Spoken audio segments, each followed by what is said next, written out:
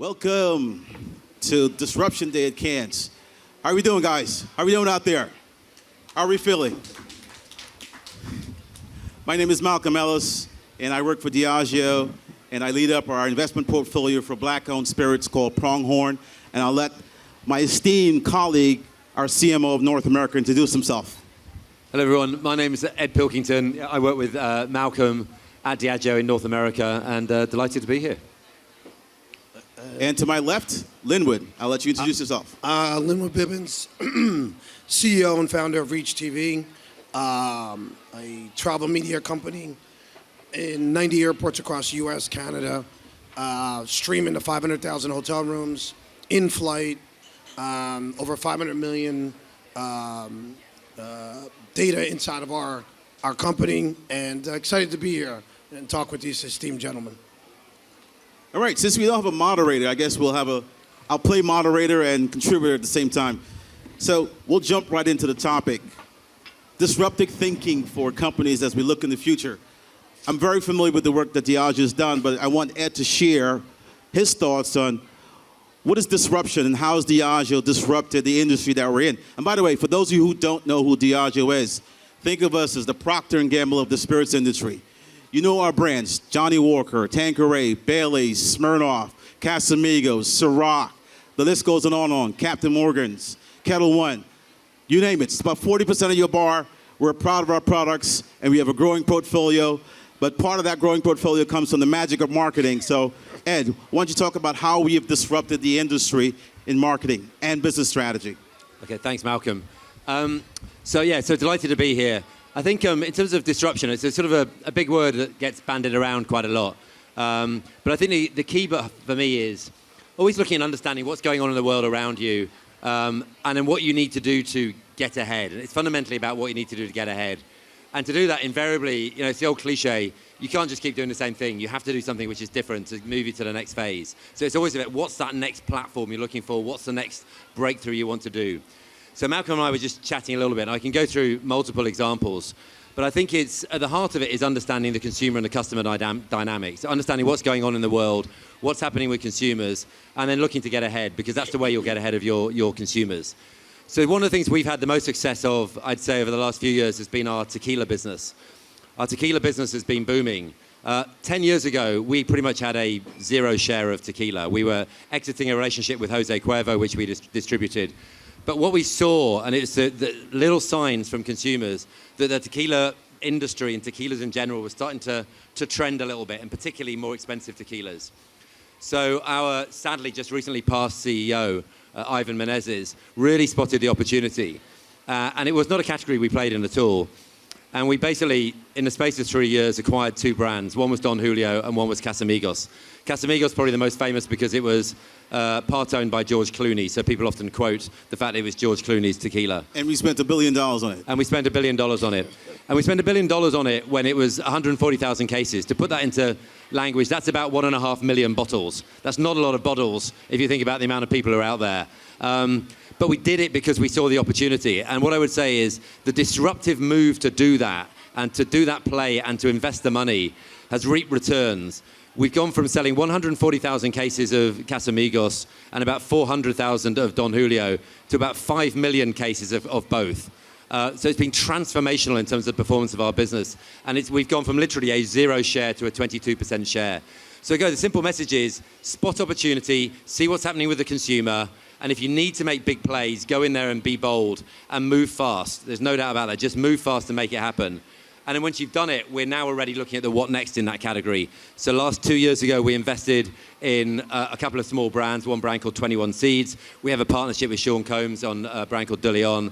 And the Pronghorn work, which we're going to talk about, is also moving into that space, which is incredible in terms of how we are investing in many different spirit brands, minority-owned spirit brands, which really need the support. So simple message is spot the opportunity, see the consumer opportunity, and then make the bold play. And when you do that, you'll reap the rewards, there's no doubt. Thank you. So Linwood, share with the audience what your business does and what are your thoughts around disruption and what companies should be thinking about in a disruptive thought process. So we're a television network, and what I saw when I launched and founded the company was that no one was programming the screens that you go to when you're in an airport for 90 minutes. And nobody was really thinking about that in a way that was deliberate. So my first question was, how can I program this screen? And then how can I program this terminal, this terminal, and then this airport, and then this DMA, and then how can I do it nationally? So we went backwards, created a platform that took us about 8 months to build, and that allows us from a push of a button to deliver content nationally, by DMA, by airport, by terminal, by gate, by screen. So we can do that now. And what that allowed us to do was to jump into a market that does $2.5 billion a month, with 68% of it being food and beverage. Amazing. So the opportunity to work with Diageo's and other brands, it perfectly fits. The other thing was important for us was getting the right content. So when I was building the company was, can I beat Netflix? No. Can I beat YouTube? No. Can I beat NBC and ABC? No. But what I could do was create my own network that had its own rights window, and I could be a partner with all of them and have my own captive audience. So last month we had 46 million viewers watching our network for 78 minutes. Wow. So Pretty amazing. The amount of eyeballs, attention, and revenue generated in our airports leads to where we have partnerships with brands like yourself. So in each and every airport and each and every terminal, we can have different brands running different times of day. Our entire system is dynamic. So our biggest announcement lately was our 10-year extension with the NFL. So now we're the only network, and we're the only black-owned network that has live NFL games, Thursday night, Sunday 1, Sunday 4, Sunday night, Monday night, playoffs, and Super Bowl for the next 10 years. Amazing. So Amazing. Great. It's amazing. Amazing. Yeah. So Ed, I do want to spend a few minutes talking about something that you were extremely supportive of at Diageo. So in 2020, we sat down as an organization and decided our response to the social unrest and the Black Lives Matter movement was not going to be a statement, and it wasn't going to be a black square. How are we fundamentally going to change the industry with impactful, intentional moves? So we, at Diageo, with the support of the North America exec, which Ed is a part of, created a joint venture called Pronghorn. Pronghorn is a specific venture targeted to investing in black-owned spirits. To date, we're 1 year in, and we have 23 investments. And in 10 years, we hope to drive $2.4 billion of economic value for black-owned founders. Wow. Give it up. Wow. It's amazing. That's amazing. Yeah, and we're going to do that in two ways. We're actually going to invest in about 60 owned black brands, but also add about 2,500 people to the industry at every level, from the C-suite down to an early career. And that's our 10-year ambition. I think we're going to blow the doors off that $2.4 billion. But stay tuned. Follow us on social media. Follow us on pronghorn.co. Follow us on Instagram. Follow us on LinkedIn. So Ed, as we're shifting the conversation deeper into disruption, what are the coming trends that we're always seeing around corners as an organization? What are you seeing, and when you talk about AI and technology, what are you seeing we are doing in a very disruptive way to address the fast-changing world? But before I do that, I just want to just echo the pronghorn, what you talked about, because what Malcolm and the team are doing really is astonishing. So it's nice to hear it, but I just wanted to echo it. But it's a classic case of, you're right, the business taking a stand because it's the right thing to do. But we will be here in 10 years' time or somewhere, hopefully in this beach, and people will be looking back, and it will have disrupted the industry, because the spirits industry in North America, and I believe globally, because I think this will actually go global, because a lot of the brands will go global because they will want to, will feel very different in terms of the representation within the industry and the brands within the industry. So what people are physically drinking and the people who are making those brands and marketing those brands. So I think it's a transformative play, actually, and just a brilliant play. And I think you're right, it is about taking a stand, having a vision and executing it. And the pace with which the team are moving, and you're moving, Malcolm, is just astonishing, actually. Absolutely. I mean, the bar is going to reflect the multicultural changing consumers, right? Yeah. If you look at the demographic shifts, not just in North America, but across Western Europe, across the entire globe, the brands don't totally reflect every demographic. And I think the bar needs to reflect that. So absolutely, we are leading that charge as an organization, and I'm proud of the work that we're doing. Can I ask you guys, Sure. both of you, it's refreshing to hear you talk about it in the way you're doing it. And I didn't know Pronghorn, Rodney was walking me through, but the cool thing about the airports is, and most people don't know this, when you're walking in an airport and you see Shake Shack or Starbucks, it's not them. 40% of all of those concessions are minority-owned concessions. And there's an organization called AMAC that I'm going to join the board of, and that whole idea is to bring companies like you're talking about to the airport where there's this drive of revenue already being generated. So there's obviously opportunities and partnerships for Diageo to be a part of those type of organizations. And I just love that you guys are already doing that. That's really cool. Malcolm, you asked me about disruption in general, though. I think there's a couple of thoughts. One is about what you do as an organization. So what do we do as an organization to disrupt? So Pronghorn, great example, buying tequila brands. I mean, I go through a long example of stuff. Guinness, I could probably talk about because it's strangely disruptive history, which people might not be aware of. The other thing is recognizing disruption that's going on in the world out there and spotting it and being aware of it. Now, it doesn't, you basically would have to have walked around, I don't know, in another century to not see what's going on with AI. So you mentioned AI. I think from a Diageo perspective, when you see what's going on, and we've all spent time listening to people this week, I'm sure, talking about AI, it's just about learning. It's about learning, understanding, testing, really understanding what it can mean for us as an organization, and trying things. So we already use AI in terms of how we develop content. So our content optimization is using AI. And then we're thinking about how we can use it going forward.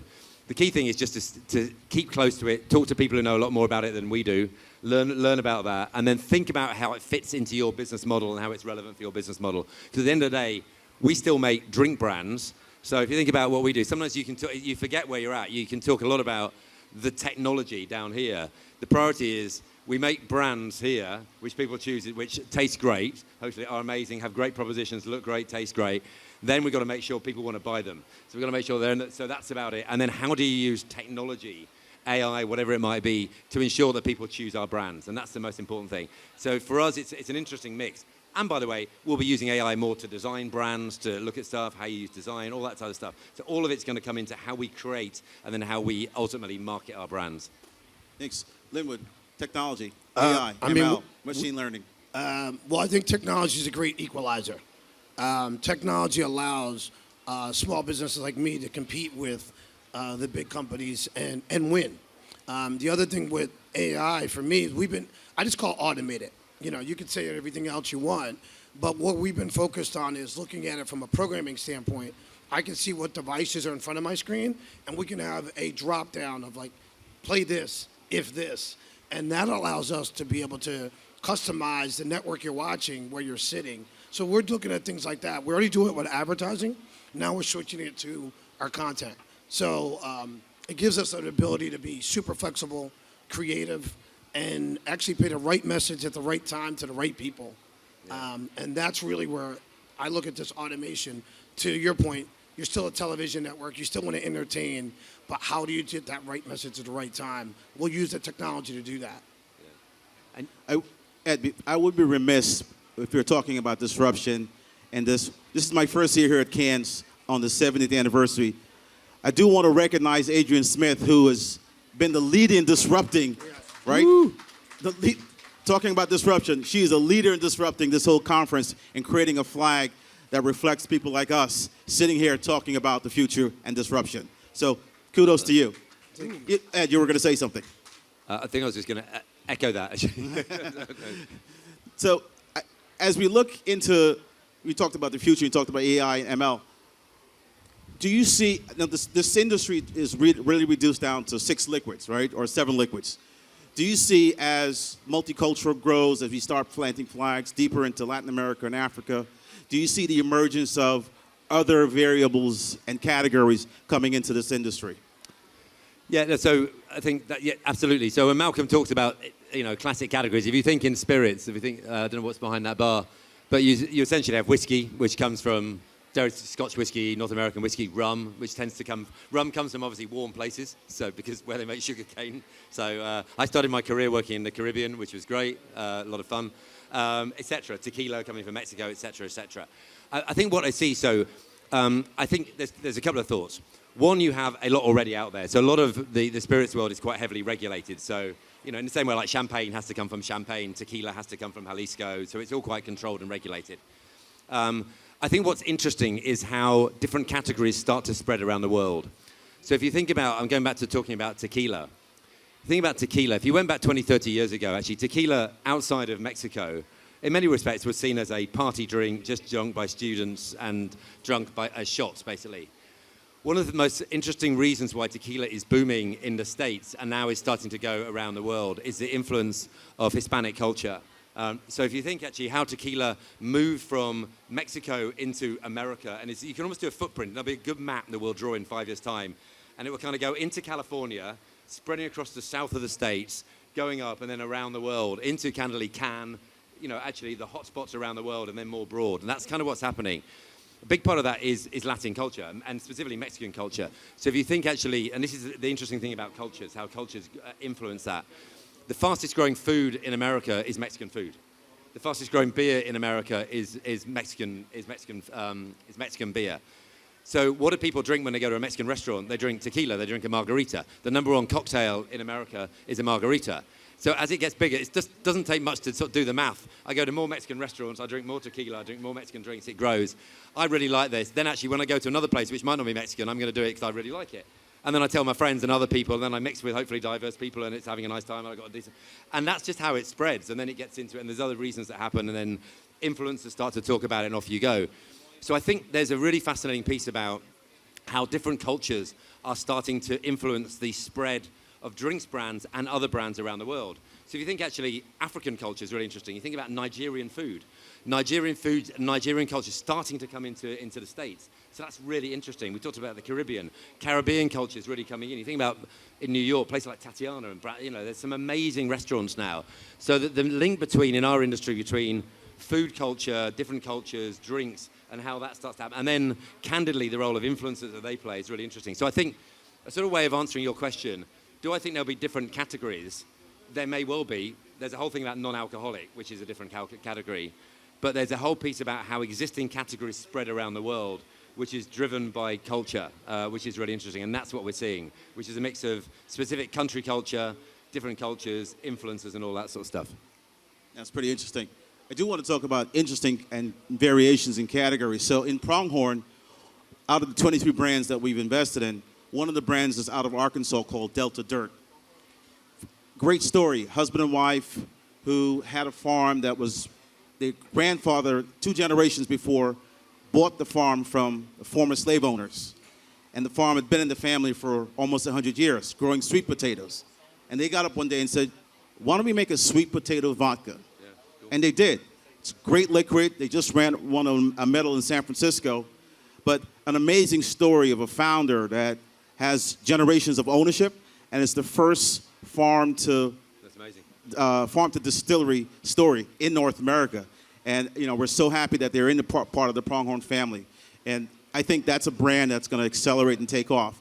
But it's interesting that, you know, you talk about variations going that way. But and sweet potatoes are very big staple in the African American community, and that sweet potato vodka was born out of tradition of sweet potatoes being in that as part of the palate. Yeah. So I think you're going to see with tequila, with rum, variations that are reflective of the communities that are growing these brands. Yeah.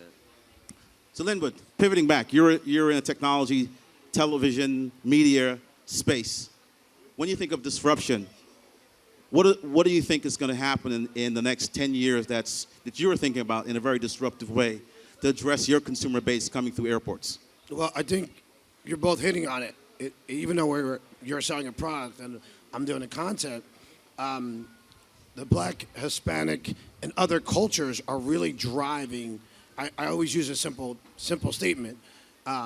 Black culture drives pop culture drives GDP. Totally. It's just simple. It's business. At the end of the day, our cultures are driving this new engagement, and we're becoming the influencer. So not like one person is an influencer, a culture is an influencer. He said sweet potatoes, and everybody black here shook their head. Yeah. It's not something you have to think about. It's part of the culture. And when you start to know that, we program that way. And then other people see that from the cultural standpoint and go, I want to try that. I want to be involved in that. Your tequila story, that's how it grows. So when we look at that, we're like, how do we tap into culture? How do we make sure that we are in front of who's going to drive that culture?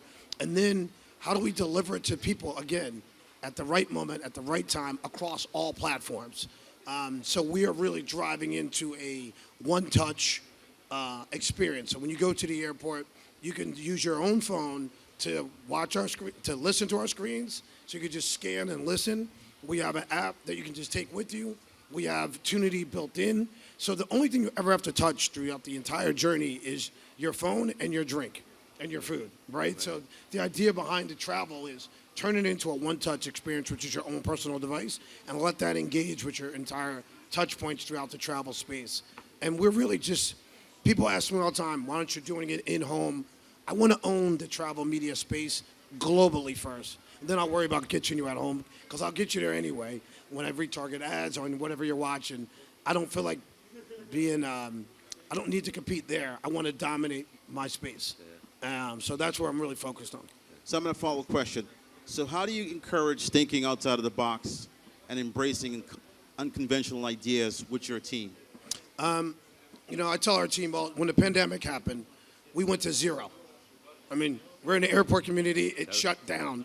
And you have to ask yourself, are you really valuable? It's a tough question. It's an honest question. And the first day, I was sitting by myself and I took an hour to myself. And I was confident in it, I was, but you take an hour and you pause. And then I said, well, this is what we're going to do. Every Friday we had speakers come in. Every day we focused. I didn't lose any of my team, didn't take any PPP. Was able to cut 80% of my costs because my partners valued us and they wanted us there. So they suspended my costs and we were able to build our tech, and we built for the future. And so now I can push a button and go to another 100 airports or stay where I'm at. And we finished building our tech. I think the thinking is either you believe in yourself or not, and you want to be really straight that you believe in yourself, but also flexible. My mission is the same, but it moves all over the place. And that's the conviction you have to have, and your team needs to see that from you so that they can have it. And I'll tell all leaders, tell your team to fail. We fail all the time, but we succeed all the time. So the idea is giving people enough space so they can fail, and that's where that innovation comes from. So you used the pandemic as almost an opportunity to improve your tech. So yeah, it's amazing actually. So you took advantage of the time to just set up for the future. So cool. we can then, when you say you have 23 brands, I could tell you all three categories where those brands could sit, and we could drive people to engage with those brands. That's the way our tech now works. It didn't work always that way. Yeah. So now we're ready to do that. Amazing. So Ed, same question to you. How do you encourage thinking outside of the box with, look, we're the world's largest, probably the most successful in the spirits industry, but our competitors are not resting, right? So how do you encourage thinking outside of the box to keep us in that competitive position that we're in today? I think you encourage it the whole time in terms of the plans we write in our brands. I think we used to use an expression which was called proven growth drivers. And I never liked it because I think once you think you've proven something, you probably need to change it again. So there's always a piece about look at what you've got, understand what's working, look to improve it, but always ask yourself the question, if you were one of our competitors, what would you do to beat us? So you have to take a lens from outside, and what would you do to beat yourself? So that's a first big piece. Second piece is when you're looking to enter, so I look after all of our innovations, all the new products, everything else we bring out. And I think with that is just finding those new spaces. So encouraging a team to find new spaces based out of consumer understanding, insight, and trends, and make sure that we are genuinely differentiated. So you have to make sure there's a position of differentiation. Because we know every time you do something which just feels too much like something else, it ain't going to work. By the way, which is why I love sweet potato vodka. Yeah. Because the vodka category actually needs disruption, because it got very big, and then actually there's not a lot happened in it recently because everyone's investing in other areas. So actually, it will have its moment again, and what will ensure it has its moment again is something which feels different and is disruptive. Well, I'm glad you brought that up, because I think that's an example of disruption. We created a venture specifically targeting a specific community. Yeah. Without that venture, Delta Dirt would not have been heard, seen, had the capital, what are we doing as an organization? We are taking that unique story, amplifying it, giving it route to market, trade marketing, brand marketing, capital, expertise, and we're going to grow that brand to something that's recognizable. But I think that's the opportunity. That's a disruptive thinking that most organizations need to embrace, recognizing that there are communities that are underserved, communities that are underrepresented, and providing opportunities for them. And I think Pronghorn is a great example of that.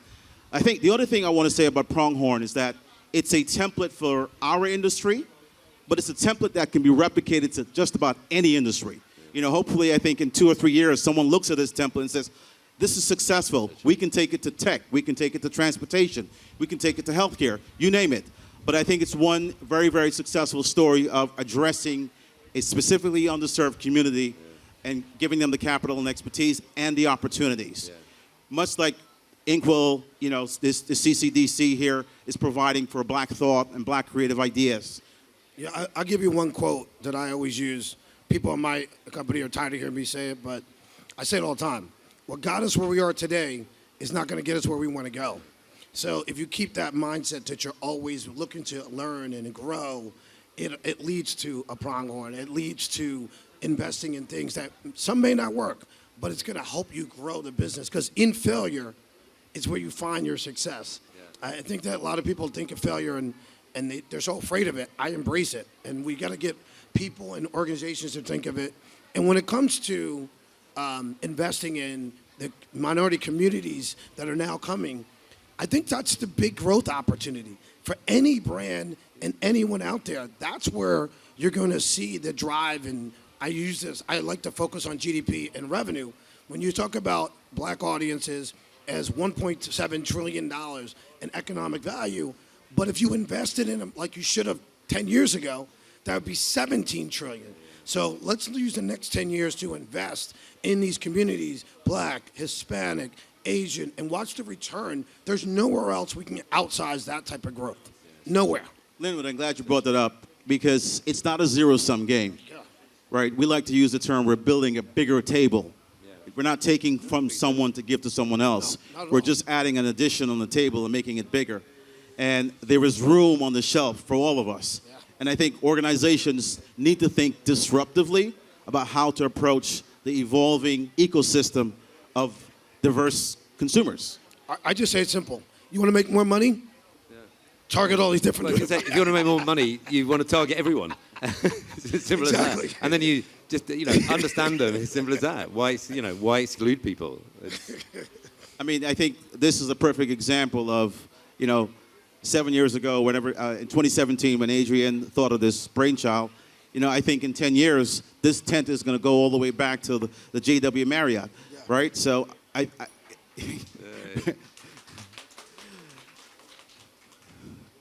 any closing thoughts as we talk about disruption? I think our disruption was focused on, the growing consumer base, the growing... Yeah. There was a great, so Ivan, I mentioned earlier, our CEO sadly passed 3 weeks ago, but one of his many great quotes was, don't look at the percentages of the past, look at the consumer of the future. And I think that's so true. And the consumer of the future is everyone. And if you're a business, you need to understand how to access, all consumers and do it in the right way. I think then it is about looking at what your brand proposition is, so what you're, and make sure you keep it fresh, you keep reinventing it.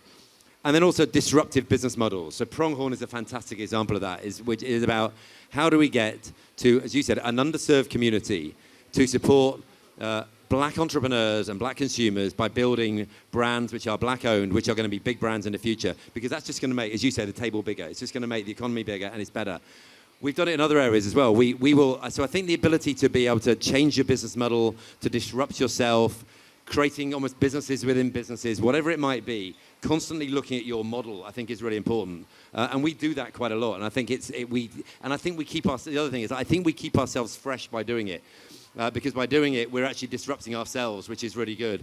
And it also makes it feel like you're working in an organization which is constantly evolving, which is good. It just leads to us never feeling stale, which I think is important. And I've been at Diageo a long time, and sometimes say, why have you been at Diageo a long time? And I said, because we constantly change, and we constantly evolve in the face of a changing world. So I think it's really important. So that's a bit, I suppose, some thoughts. Yeah, I mean, I think when I think of disruption, we are the best example of corporate disruption. Taking an idea and actually executing upon it. You know, I've seen lots of organizations make huge promises, make huge commitments, but don't deliver on it. And we actually walk the walk and talk the talk. So I think I'm very proud of the organization I represent. I think we should set an example as, or the organization should follow. And I think, you know, McKinsey's done some great work around sharing the value proposition of building a bigger table. It actually adds to your GDP. It doesn't subtract, it adds to your GDP. So the math doesn't lie, the proof is in the pudding. So Linwood, closing thoughts on disruption and the future of consumers. Well, and Adrian wants us to do Q&A, so just do that next. Okay, sure. I'll just say that, you know, for me personally, I see this great opportunity for us all to work together. I think that, you know, if you're not looking at everybody as multicultural, black, white, Hispanic, whatever, it doesn't matter. You have to look at everybody across a realm and then focus on everyone in that way. And then how do I reach that person? The sweet potato pie might be, sweet potato vodka might be for us, but everyone else will get that story if you tell it the right way. So those things are important to us. And then working with everyone across the realm and getting CMOs to acknowledge the growth in black-owned media, the growth in Hispanic-owned media, and growth in all these categories, and start using the word growth versus DEI. I think that is what I want to see over the next 3 years, because I think that's sustainable, where other things are go up and down. And so I really want to focus on that from an organization standpoint. Are you suggesting we remove the term DEI altogether or just adding growth to it? No, I think when you're talking about, you know, we're all here in media, we're here at Cannes Lion. If you start looking at if CMOs demand that their agencies put black-owned media, Hispanic-owned media under growth, not DEI, and have a growth sector, that is going to get us a sustainable part of the media plan. We shouldn't be an opt-in later. We shouldn't be a incremental. If you want to grow, we just talked about it, these are the markets you have to grow in. It should be part of growth. Now, have a goal on a DEI, but really look at this as growth. And I think that's when you're going to win. And the ones that are doing it are winning. You know, Diageo's winning. P&G is winning because that's the way they're looking at it. Absolutely, absolutely. Questions? Let me just make a comment about the growth. I'm a Chief Diversity and Inclusion Officer at Fleischman Hillard, and DEI is sort of a dirty word, honestly. You know, DEI becomes sexy when there's a crisis moment, but when it's not sexy, those budgets get cut really fast. So I really think it's smart that we sort of reframe how we look at DEI. And everybody's interested in growth. Everybody is interested in billable hours and what brings something to the bottom line. And I think using the terminology growth, because sometimes when even DEI leaders hear DEI, it gets exhausting because people attach it with such a bad stigma these days that we just really have to shift the narrative, and I really like the idea of growth.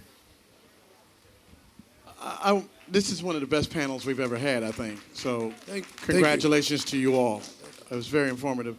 I have a question about the brands you're acquiring through your special project. And it's really about how you walk the line between cultural integrity versus cultural appropriation. How do we not lose the identity of the brand because of the integrity of the story, from slavery to this, and then commercialize it so that it becomes sort of a shadow of itself? I don't know if my question is clear. No, it's a great question. Let me answer it. So it's a terrific question. We created a separate company altogether, by the way. It's called Pronghorn. So although it's a joint venture, it's a separate company, separate leadership, separate P&L. There's nothing other than adjacency to Diageo that exists. The decisions that are made within that company are made within that company. Diageo has no handprint on it. So it retains its cultural identity. It retains the narratives that we want to tell. It retains the storytelling that we want to tell, reflective of the communities that we're serving. So that's the first thing. The other significant thing is that when we grow these brands to exit, well, if Ed wants to buy it, he has to go on the open market and compete. He doesn't have first right of refusal. So that maximizes the exit. for the founder, right? So it's a very unique, passion and mission-driven initiative, which is very focused on black wealth, black entrepreneurship, black talent. I hope that answers your question. That's great. Any other questions?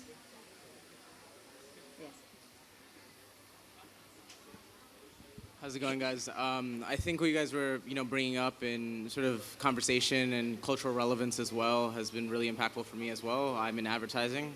I have a 3D company, so we work with in spirits as well. We work in fashion. We just do large projects with also a lot of artists as well. Is there any initiatives that you guys are focusing in the Latino community as well? And what have you guys been doing to start rolling that out, if so? So it's a great question, and I'll let Ed piggyback on what I'm saying. So we're starting with, and we get that question all the time, why not all people of, historically disadvantaged communities? We're starting with the black community because that's where the greatest need was, right? So when we look at collective wealth and we look at the demographic studies of America, that is where the most need is.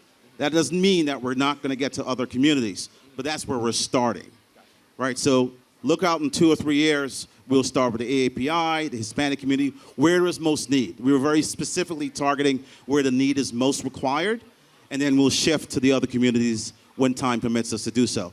But in terms of what we're doing in Latinx, I think Ed has a great story in what we're doing with brands at Diageo.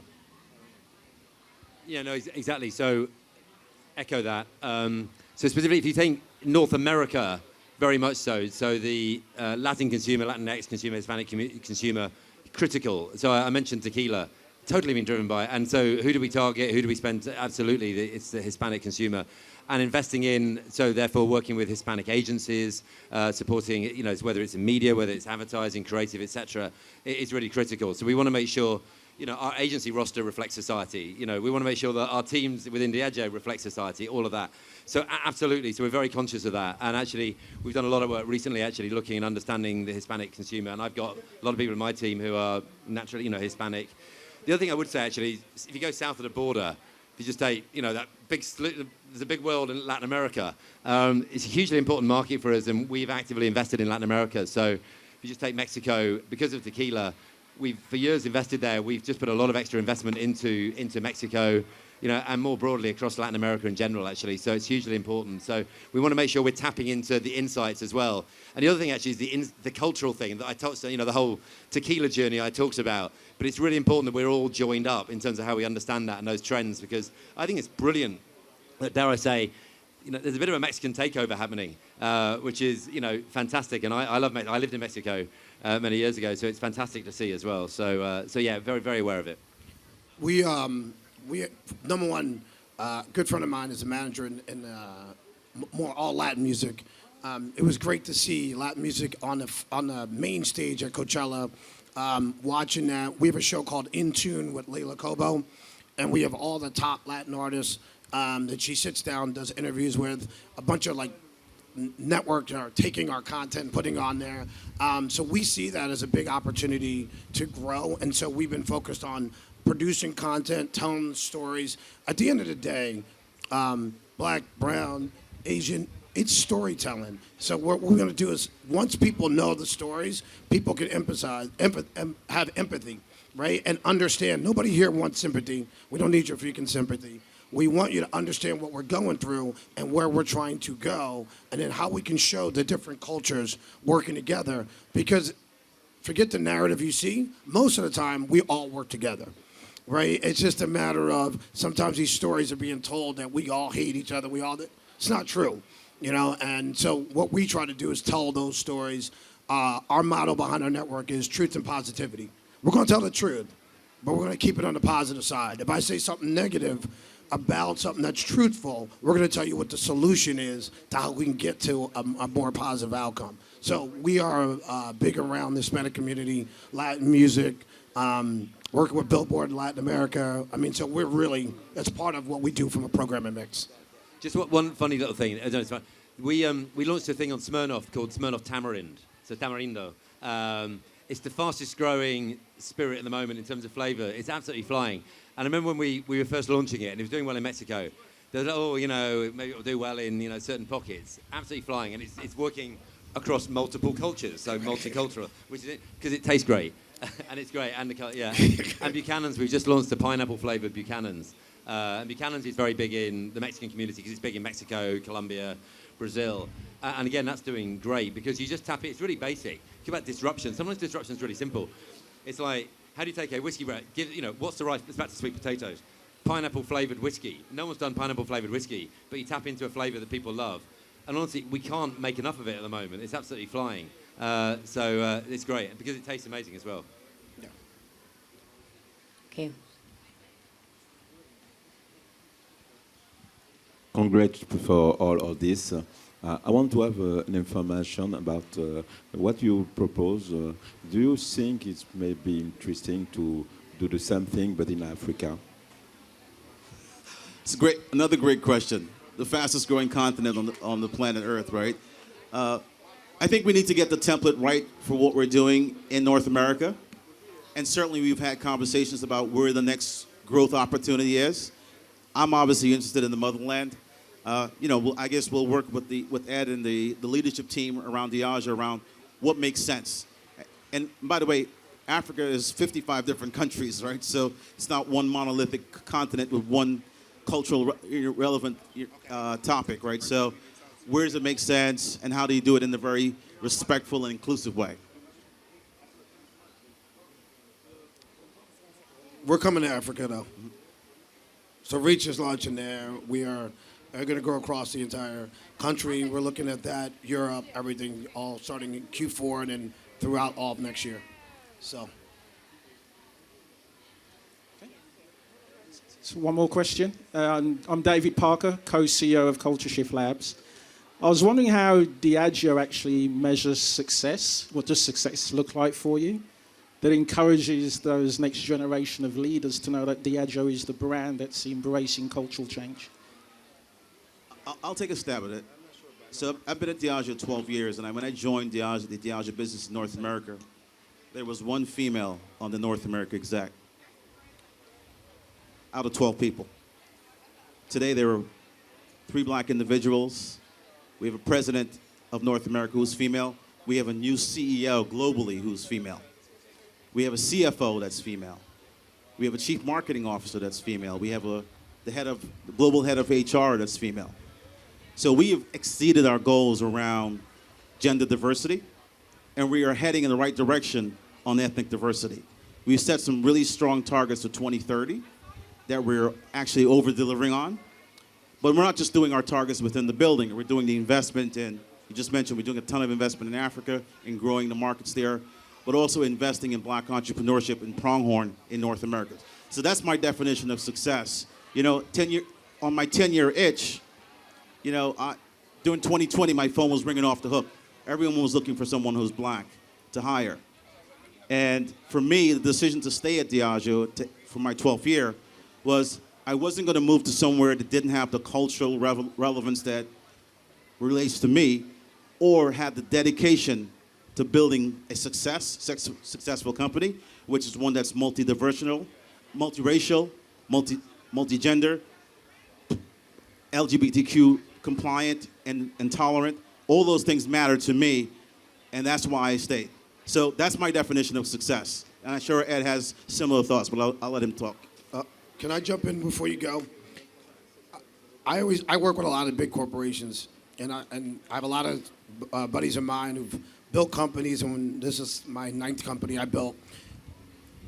A lot of times what it is, and nobody wants to say it, it's you hire and you bring people on that look like you, that are in your community. So the key is when you start about all that hiring, of course it's gonna build on itself.